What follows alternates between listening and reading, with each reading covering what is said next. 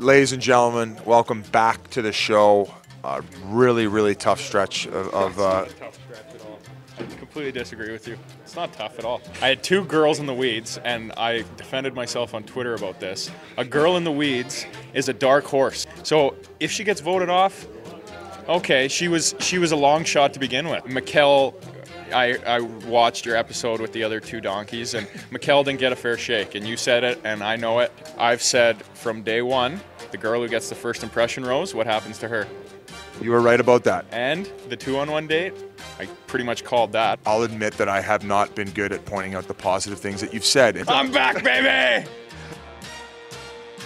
Let's start off with the first date, Lauren B. What is it with him in one-on-one dates?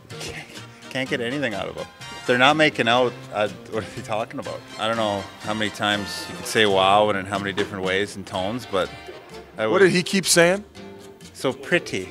Lauren B is just not doing it for me. She's boring. No, I mean, I think she's obviously very attractive, but I mean, you gotta have a little bit of something. One frustrating part that she did say was she said any guy she's ever dated, she's friend zoned for 6 months. And I'm thinking, why even waste a spot on the show? That's mind-numbing. Yeah. How? So he's in the friend zone right now? That's basically what you're saying? Oh, it's classic. Yeah, you know.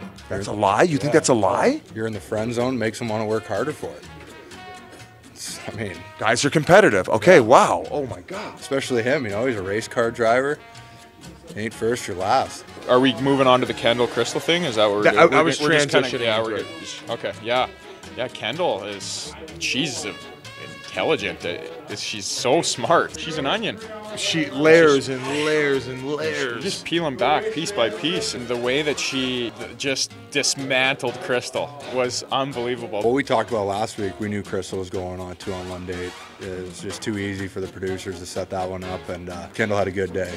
Showed a lot of class, a lot of intelligence. I love the end though when he just gives her the rose and then they just leave Krystal at the table by herself. And that worked out just the way it should have, didn't it?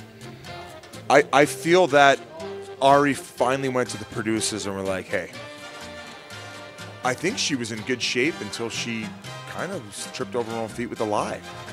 Yeah, lies will catch up to you eventually, right, Fist? Sometimes when you go rogue and off script like that, comes back and bites you. And she couldn't hold on the track, but she made the show for me. Yeah, I think if she would have just left it without going back and saying the stuff about Kendall, I think it could have. She could still be there, but whenever you start questioning somebody, and especially the week after she questions Ari's character, so now he's already... that's a red flag. Is she the craziest character the show's ever had? No, I don't think so. What? I mean, no, not. What? I didn't even know crazier people on the planet existed, let alone the show. Every year there's one or two in the batch, and it's honestly, I think the Bachelorette sometimes is more entertaining because the guys on there are just like the biggest turds ever. It's like, yo, bro, you here for the right reasons, bro? Like, that's all they say. Give me a break. Oh, this yeah. happens? I'd almost like to see a Coyotes Bachelorette where all the guys compete for one girl. Yeah, it's entertaining. Chelsea goes home. She got one of the first impression roses, or the first impression rose. Yeah, I was never a big fan. I'm never a big Chelsea fan, so kind of happy to see her go. I don't think there's anything there, to be honest. I mean, hot and heavy early, and then that kind of faded, so I think that was the right play. You want to talk about Chelsea? Yeah, I took a hit this week, Chelsea and Krystal. I feel like he kind of kept her around, but there was something there, but he likes the young ones. we can all agree on that. He likes the young ones. Call a spade a spade. I thought they had a pretty good date, but I think Ari just was thinking, it was a good date, but he wasn't really seeing it continuing into like a marriage or something. So she had a good run. I was proud of her, and it's good that she gets to go back to her daughter and go back to Portland, Maine, and eat some great food. Becca, short-haired Becca, mother took out a missing persons report because she was unaware that she'd actually gone on The Bachelor.